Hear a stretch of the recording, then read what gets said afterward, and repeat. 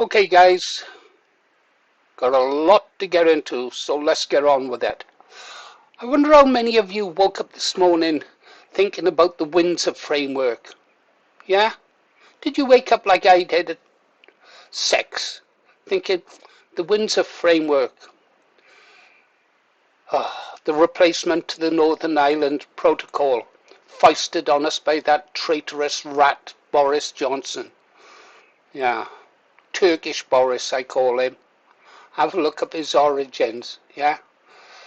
Well, he foisted the Northern Ireland protocols on us, didn't he? When he sold out Ulster to the European Union. Anyhow, they replaced that recently with the Windsor framework, selling out the people of Northern Ireland again. I care about Northern Ireland. I care about the Republic of Ireland. But let's have a look what this is all about, is it? Let's have a look at this here.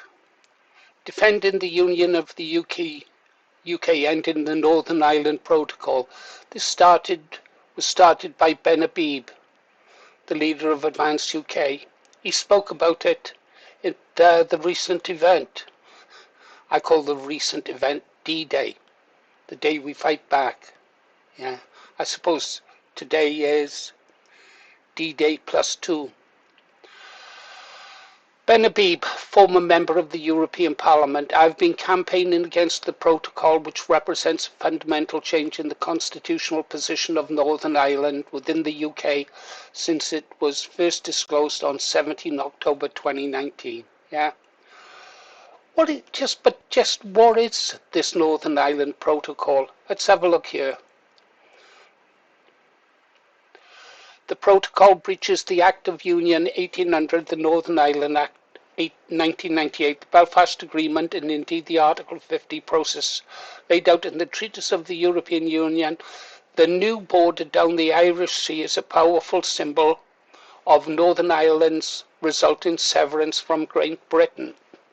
They put it, in order to deal with the European Union, they put a border down the Irish Sea. Yeah, this meant that they wouldn't require a hard border between the Republic of Ireland and Northern Ireland. Yeah, I've got something to say on that, but gather your thoughts. Pause, Paul. Anyhow, let's first continue with what Ben is saying.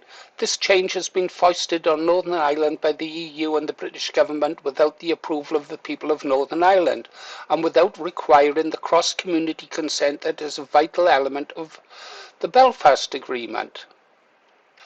So fair play for Ben Habib. He was calling for action then. Yeah. He ends there by saying it's high time for the Prime Minister to take decisive action to deal with the problem once and for all, rather than kicking the can down the road. The protocol must go before any further damage is done. I agree. Now let's see what Ben Habib said recently about this. Here we go. He's over on the Ben Habib page. I'll play it now. Let's have a listen to what he's got to say, shall we? That. So, I think it's good to bury that sort of stuff and say, well, look, it doesn't matter what we thought 5 years ago or even a year ago. If you're awake now and you've realized what's really going on in the country, that's the important thing. And again, anybody's going to, if that's all people can pick on, then they ain't got much to pick on, Ben, as far as I'm concerned. Yeah, So, no, I'm delighted they had to go back 6 years and yeah, find one article. exactly. Everything else has been pretty much on straight down the middle. Yeah. And again, before we go on, Ben, I want to thank you on behalf of the people of Northern Ireland. I said this to you privately, as you know, but I want to do it publicly and thank you for the work that you did. Again, when you realised what Boris was up to, when you realised what a dreadful deal on no deal that we got from Brexit for Northern Ireland, and the people of Northern Ireland, the amount of people that are talking about Advance and saying, when can we, in fact, let's go on to that. I'm going to get the questions way out of sync now, but while we're talking about that, first of all, thanks for what you've done in Northern Ireland. Let's talk about how Advance can help Northern Ireland and what we can do with the people of Northern Ireland and probably with maybe smaller parties as well. How can we kind of collaborate and make something good happen in Northern Ireland? So the first thing to say is whether you're English, Scottish, Welsh, or Northern Irish, you need to be very, very worried about the Northern Ireland Protocol. If you believe in the union, you should be worried about it because it is literally splitting our country in half. I have a Supreme Court ruling as a result of the legal action I took that confirms that the acts of union, literally the acts of union that created the United Kingdom of Great Britain and Northern Ireland, have been set aside by the protocol. And it didn't even make the 9 o'clock news when Boris Johnson signed that the acts of union have been broken. It didn't make the news. There was no mention. That's how hijacked our political class has been. But leaving aside that fundamentally important issue, even if you're an Englander and you've got no interest in the union because you're just an English nationalist, you should still worry about the Northern Ireland Protocol because the Northern Ireland Protocol gives the European Union a mechanism through Northern Ireland to control Great Britain. There are provisions which affect businesses in Northern Ireland, which, if they have a footprint in Great Britain, they're affected. It also means, for example, that if you try and create deportation policies, as Nigel Farage tried last week to articulate, a deportation policy for the UK, you can't actually apply it to Northern Ireland. So anything that you do in Great Britain, Scotland, Wales, and England, actually is undermined because Northern Ireland has a different set of regulations associated with it. We can't we can't set a path for the United Kingdom for the betterment of the United Kingdom and its people, for as long as Northern Ireland stays in the European Union as it is at the moment. So for all those um, people in England who don't care about Northern Ireland, it's a deficit economy. Why can't they get their act together? They're always bickering. There is a mentality like that. What Yeah, I say to those people is wake up. It's affecting you. You are being damaged by the protocol. But the big point, of course, is this point. Um, the big point about the protocol is that if you can't stand up as a country for 1 million British citizens in the country, it should be no surprise that we've lost Chagos, that Gibraltar's been handed over, and that yeah, the Falklands will go, and that we will be a diminished country. You do not get more powerful and more prosperous by giving up territory. You certainly don't do it by giving up part of your country. The message you also send to the international community and our enemies is that we are weak. We cannot stand for our own. So it is absolutely critical that anyone standing for number 10 or any form of office in Westminster absolutely bloody gets it that Northern yeah, Ireland mustn't be allowed to leave. yeah, That's the position from which I started my battle for Northern Ireland, that we needed to do it for the Union and our country generally.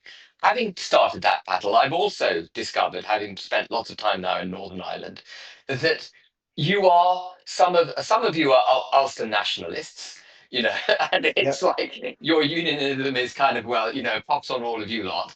But yeah, the vast majority are really true blue, the best unionists in the country. And one of the things an advanced UK government would do is we would terminate the protocol. We'd get rid of the IRC. That in itself, Richard, that one step yeah, will set the United Kingdom free because we will have to have a battle. We'll have the mother of all battles with the European Union. yeah. And in that battle, we will liberate ourselves. We will have no option but to liberate ourselves. Only policies that liberate us will protect us.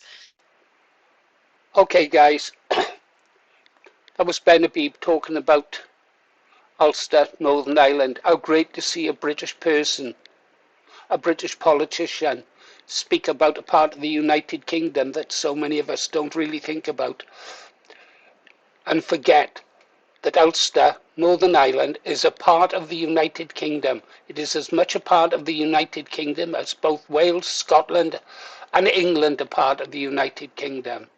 Yeah, and we allowed the European Union to build a border in a part of the United Kingdom. If the European wants a border between the United Kingdom and them, let them build it. They can build a wall right across between Republic of Ireland and Ulster, Northern Ireland. Let them build a wall. Yeah, let them pay for it. Let them man it. but there should be no border between any part of the United Kingdom, and that includes Ulster, Northern Ireland. Behind me is an image. It's quite a famous image, actually.